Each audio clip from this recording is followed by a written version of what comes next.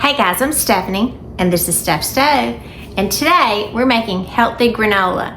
This is wonderful for a snack, great to put on a parfait, or even over your breakfast cup of yogurt. Just delicious and easy to make at home. So let's get started and make this wonderful, homemade, healthy granola. Here we go. Alrighty, first thing we need to do is preheat our oven to 350 degrees and get this preheating, and then go ahead and get our ingredients going. Now, first thing we're going to need for granola is old-fashioned oats. These are just regular old-fashioned oats. Here we're going to need 4 cups. So I'm kind of doing this generously. Just 1, 2, 3. You don't have to be exact if it's a little over, not a huge deal. So we have 4 cups of old-fashioned oats. You're going to need a large bowl to mix these, so make sure you got a good, nice size bowl here. Let me move you up just a little bit. I think you can see a little bit better now. And the next thing we're going to add to it, because we always think of granola as always going to have some elements of nuts in it. So for this, I'm going to do a mixed set of nuts. This is 1 cup of pecans, and yes, we say pecan in Georgia. There are pecans that I'm going to put, and I just kind of broke these up. These aren't really small. They're just kind of what I would call bite-sized pieces. So that was 1 cup, and then a 1/2 cup of pepitas. And pepitas, if you're not familiar, these are the kernel from the pumpkin seeds. Got a nice little texture in there. And you see it's got a nice little color it adds, because they're pretty green tone. All right, I'm just going to kind of mix those together really quick. Then we need to add to it some salt. So here I've got, this is a teaspoon of fine sea salt and 1/2 a teaspoon of cinnamon. Now, if you're not a fan of cinnamon, you could certainly change it out for another flavoring that kind of suited your taste, but cinnamon's a general flavoring that you can use. And again, you want to be sure that it's mixed up well between each ingredient. Then we're going to add our binders to it. For our binder, oh gracious, can't really get this one off. Put a little muscle into it. I'm going to be using coconut oil. Now, coconut oil is an oil that is solid when it's cool, and you can see it's warm. It's kind of really warm here in South Georgia, so it turns to a liquid state. You do need this in the liquid state, so if it's solid, you need to melt it when you're doing it, and you're going to use 1/2 a cup of coconut oil. So right now it's easy for me to pour it out. Put it all in there. Lid back on that. And we do need a little sweetener for this, so it's really good to go ahead and add the oil first, because in your measuring cup, will oil your measuring cup too. Now we're also going to add, I'm going to add 1/2 a cup of honey to this. Now if you didn't want to add honey, that's fine. You can add maple syrup to this. I just, at the time, didn't have quite enough maple syrup, so I chose to do this batch with honey. So you need, which is fine. Either one works beautifully. Like I said, since you measured with the coconut oil, you can see when you pour it out, the honey comes out really nice. Just slides right on out. Get that last little drop. Don't want to leave any of it behind. And now, once again, we've got to mix this to be sure everything is coated.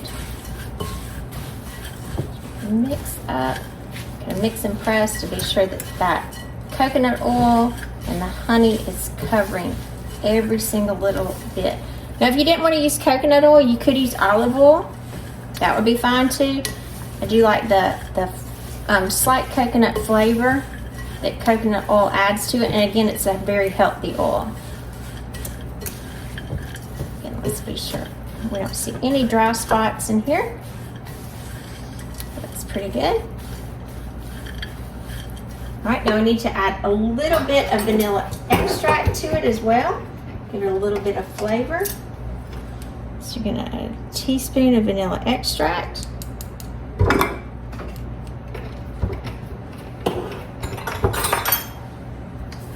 1 blend that in. And I don't know, you know, granola is one of those things, you can just kind of eat it by the handfuls. You can put it on top of, I love to eat it on top of yogurt in the morning. I think it's really good. It's nice to layer between, you can make a yogurt parfait for a snack with some fruits, some yogurt and granola, and then some fresh berries on top of it. Delicious. And you know what's in this, that's the good thing. All right, so that looks really nice. Let me set that to the side. And I've got just a regular baking dish here and some parchment paper. So I'm gonna wrinkle this up really quick because as many of you told me it's a great tip. So I'm gonna do that real quick. And it really helps it lay down. I will say I have been trying that a lot and I've been very pleased because it does help. So thank you all for that extra little tip. All right, so we are going to pour this out onto our pan here.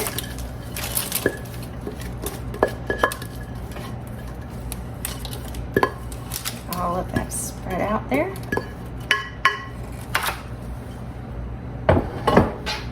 And you do want to try to have this in, I would say, an even layer or as best as you can. So you want as large of a sheet pan or cookie sheet that you have, that you really have available to you, because you want this to bake evenly.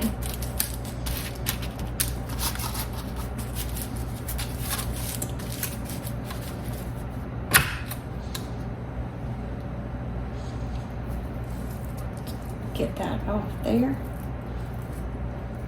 Sticking nice. Oh, it smells good too. Nice, nice, nice. All right, so we're gonna let this sit. Our oven is almost up to temperature. We do have a few more add-ins that we're gonna add to the granola halfway through the baking. But right now we need to wait till our temperature comes up to 350 degrees so we can pop it in the oven. All right, our oven has just come up to temperature, so we're gonna take our granola and we're gonna place it in the oven. It's going to bake for 12 minutes.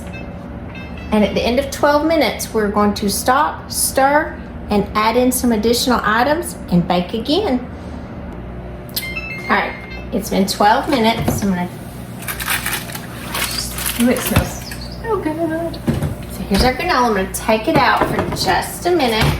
So we're halfway through the process. Be very careful.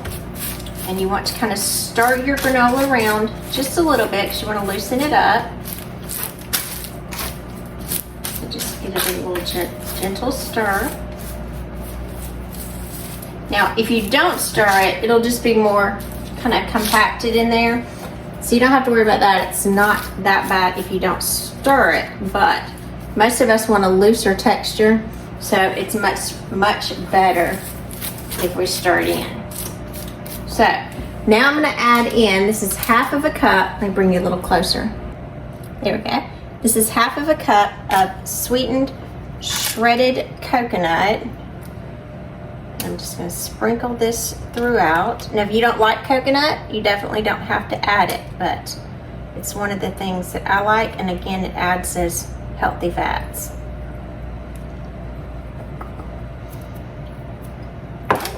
Add that through, kind of work that in slightly. I'm not trying to completely cover it up, but I want to work it in slightly. And again, you just want to add the coconut when you're adding that just to the halfway point. Don't do that all the way through. It'll be a little too much for the coconut.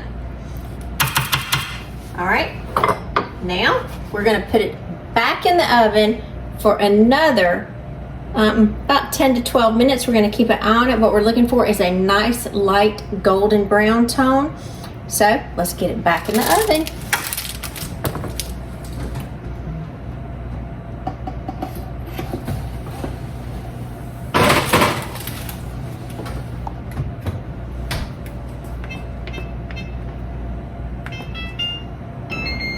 All right, our timer's going off, so let's get this out of the, ooh, pretty color, pretty color. Let's go down. Look at that. Look at that beautiful granola. set this to the side just a second. Look how pretty that is. The granola smells coming up. All right, so at this point, I'm gonna give it just a little stir again. Get some crunchy edges there. The coconut's nice, it's got a little toasty flavor to it.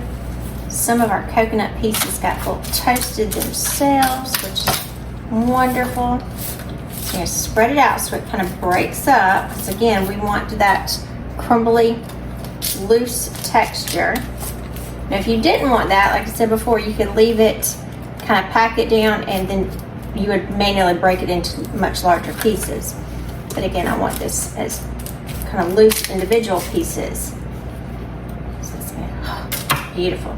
Now, so we had some more add-ins to it, and I don't know about you, but I love cranberries in granola. So this is 2/3 of a cup of dried cranberries. I'm just going to put them all over the top. You could use raisins. Definitely could use those. You could use dried pineapple. You could use apricots, whatever your dried fruit of preference, or you could completely leave them out. But I do like a dried fruit element in mine. Several of them clumped together there. I'm just going to spread this out. And the heat from here, as it continues to cool, will allow those to puff up just a little bit. So I'm going to kind of work those around just a little, not overdoing it.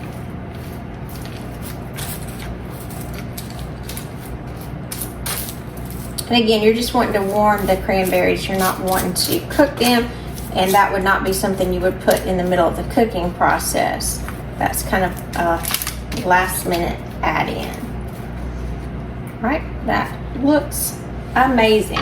Now before we can do anything else with it, taste it or anything, it does need to completely cool. So I'm going to move it over here to a cooling rack, and we'll transition it out about every 15 to 20 minutes, and it's going to need to cool completely. I would say at least 35 to 45 minutes minimum till it's completely cool. So let's let this completely cool, and then we'll come back in about 45 minutes and give it a taste.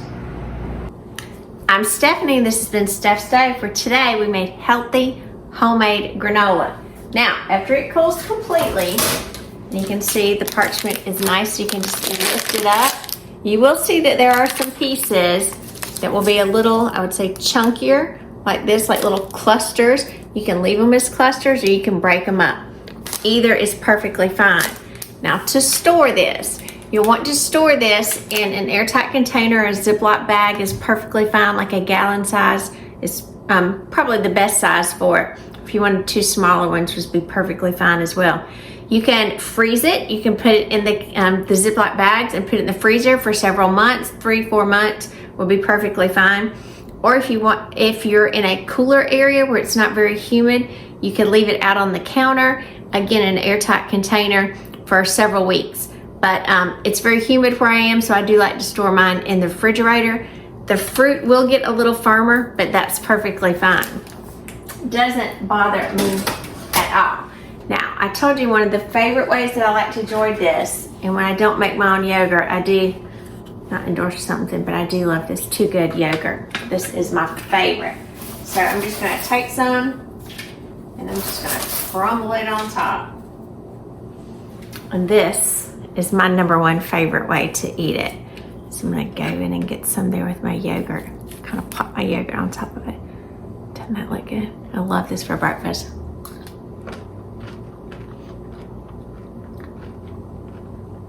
That's good. So flavorful, a nice crunch, and just delicious. So I'm gonna finish this in just a minute. I'll put that to the side. But remember, I'm Stephanie. This has been Steph's Day. Give us a thumbs up. Click that subscribe button for more great content like this. And remember, Steph's Day, we're making memories one dish at a time. Thanks for watching, guys. Have a great day.